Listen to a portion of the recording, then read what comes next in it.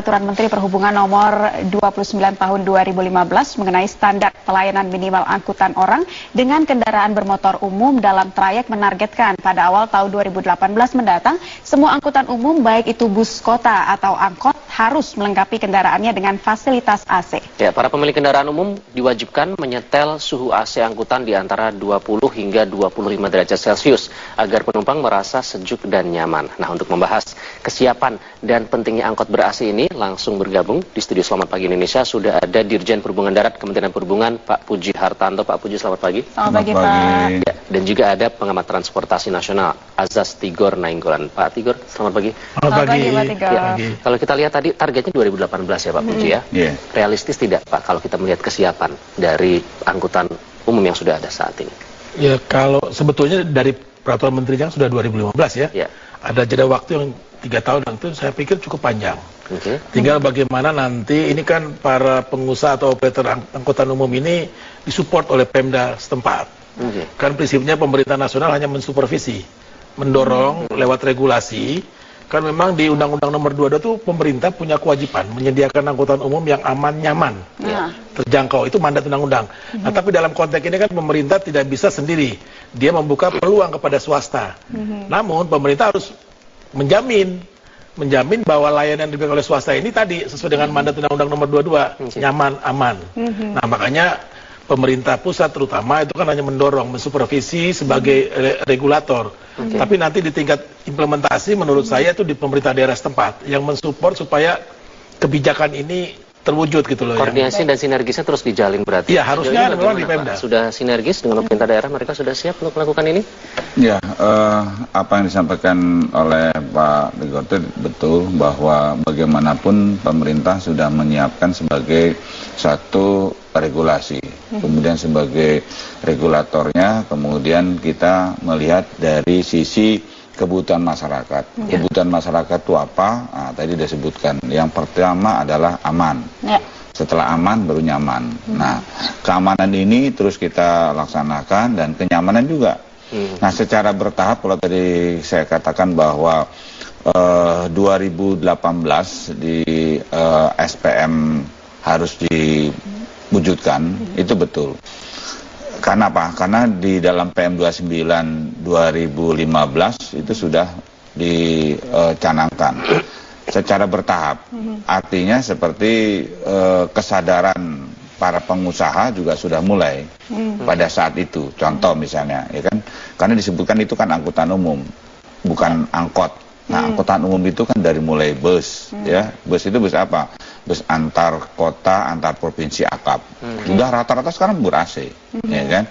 Kemudian bus AKDP, ya, nah, itu juga sudah ber-AC. Nah, tinggal memang yang di internal kota atau dalam kota, dalam arti misalnya kalau kita mau sebut di Jakarta itu Metro Mini, ya, Kopaja. Nah, ini yang mungkin belum, ya. Tapi kalau mungkin dari dia kota ke kota, nah, itu juga sudah ada bus yang 3/4 L itu juga sudah pakai AC. Nah, mungkin yang perlu kita dorong karena memang ini secara bertahap. Nah, pada saat waktu itu kita ada tuntutan masyarakat untuk bagaimana kenyamanan.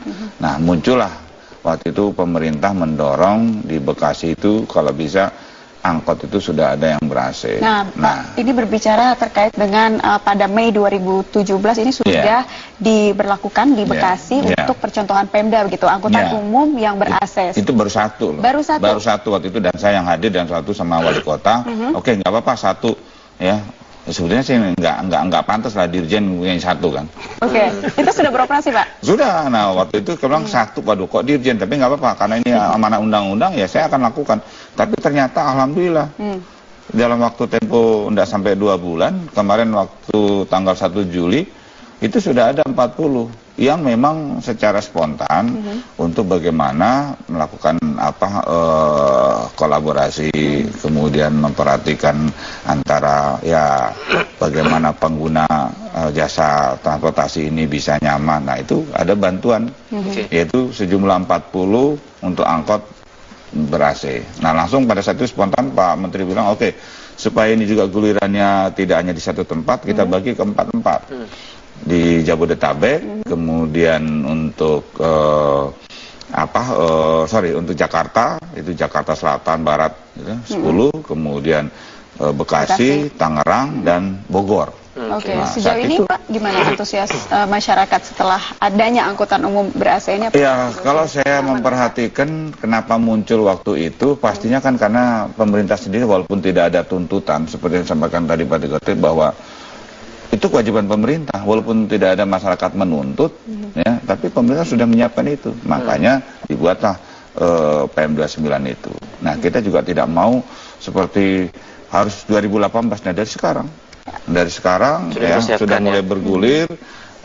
Ini dilakukan secara bertahap.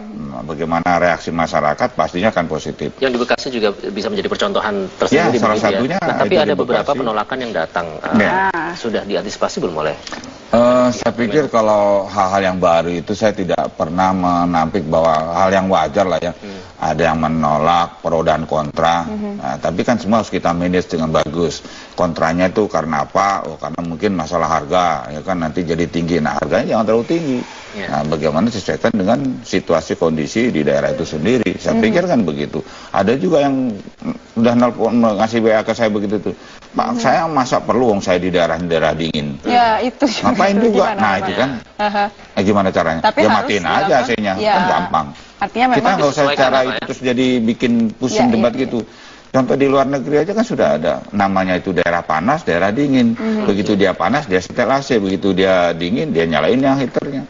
Jadi mungkin harus ada komunikasi yang baik juga ya. Saya pikir nanti ini wilayahnya apa itu, bagaimana beliau mensikapi itu. Nah, Pak Tigor pasti sudah sering mendengarkan curhatan dari teman-teman ya. Kenapa mereka menolak kebijakan ini? Nanti kita akan dengarkan lebih lanjut. Usai jeda kami akan kembali sesaat lagi. Tetaplah di Selamat Pagi Indonesia.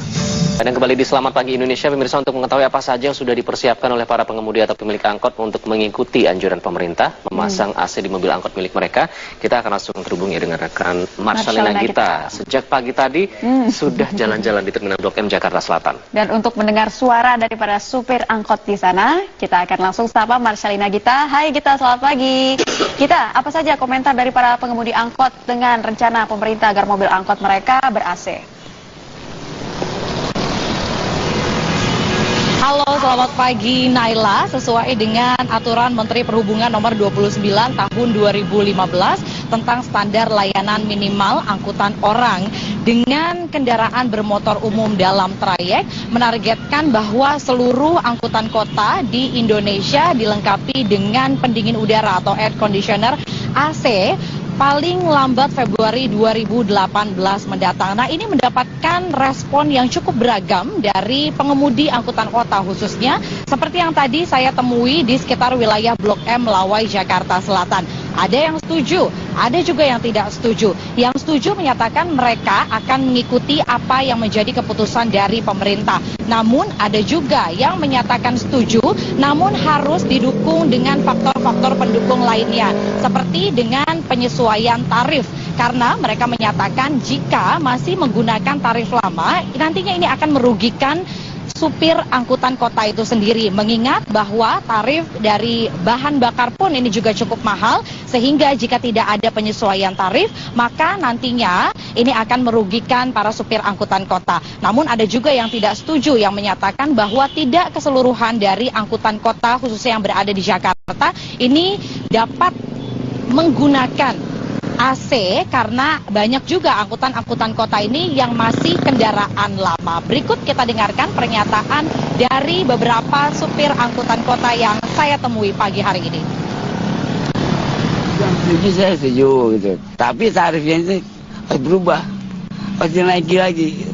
Kalau masih merendah seperti sekarang ini, saya kurang setuju. Setuju kenapa? Segala sesuai yang mendapatkan kita. Saya setuju banget.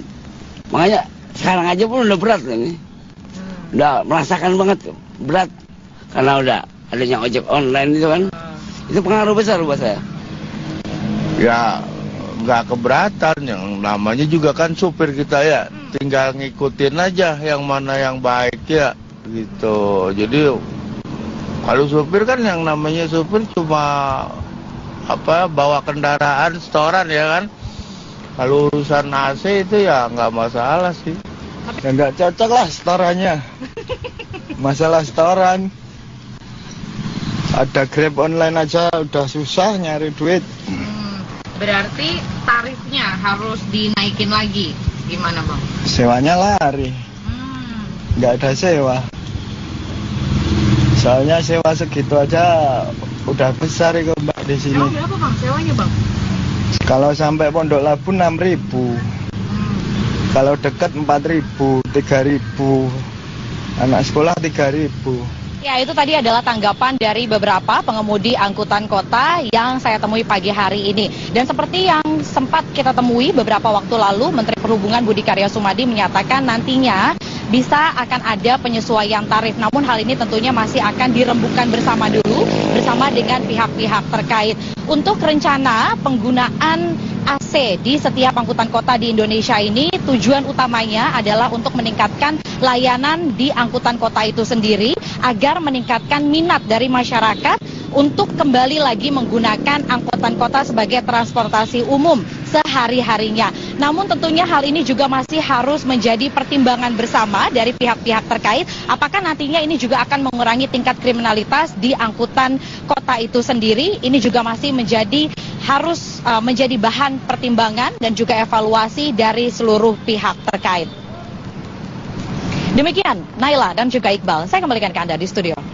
Marcelina Gita langsung dari Terminal Blok M, terima kasih. Ya, memang beberapa hal yang disampaikan oleh Marcelina Gita juga perlu dicatat oleh kita juga yang ada di sini. Salah satunya adalah keamanan, harga, dan juga tingkat itu tadi mengurangi kriminalitas. Tapi sebelum ke sana, saya ingin ke Pak Tigor selaku pengamat transportasi. Bapak melihatnya seperti apa nih dengan pengadaan angkutan umum ber-AC? Apakah sudah cukup mengakomodir dengan transportasi publik untuk masyarakat? Iya, tadi saya katakan itu sudah kewajiban pemerintah. Ya, itu mandatnya undang-undang kepada pemerintah harus menyediakan layanan angkutan umum yang aman, nyaman, akses kan gitu. Itu di Undang-Undang Nomor 22. Nah, sekarang tinggal bagaimana sebetulnya persoalannya kan tadi persoalan tarif dan penumpang yang diberatkan oleh para pengemudi. Nah, kalau tarif dan penumpang sebetulnya ini masih koridornya pemerintah bisa mengintervensi. Dalam hal ini pemerintah daerah. Mereka bisa mengintervensi dengan apalagi untuk Jakarta ya, kota Jakarta, saya mau katakan dulu, untuk kota Jakarta yang penduduknya lebih dari 10 juta ini, angkutan umumnya harus sudah ekonomi AC semua. Harus itu wajib itu. Supaya orang mau menggunakan angkutan umum, ketimbang menggunakan kendaraan pribadi. Sehingga jadi macet terus seperti sekarang kita rasakan ini. Nah, sekarang tadi intervensi pemerintah. Kan persoalannya mereka kan nih masalah setoran, tarif gitu, penumpangnya udah sepi. Ya memang kondisi angkutan reguler sekarang, ya, itu sepi penumpangnya. Apalagi angkot-angkot kecil, ya Metro Mini, bis sedang juga gitu, Kopaja yang biasa-biasa ya. Nah, makanya di sini Pemda sebetulnya bisa mengintervensi. Kalau belajar dari pengalaman Jakarta, harusnya konsep integrasi angkutan umum dengan Transjakarta itu harus segera. Jadi semua standarnya sama dengan Transjakarta. Kan nikmat kan kalau kita naik Transjakarta ya, nggak ada orang ngerokok gitu kan, sehat. Kita bisa buka gadget, bisa baca buku gitu kan, bisa ngobrol. Nah ini yang harusnya dibangun oleh Pemda ketika regulasi sudah dibuat sebagai sebuah kewajiban.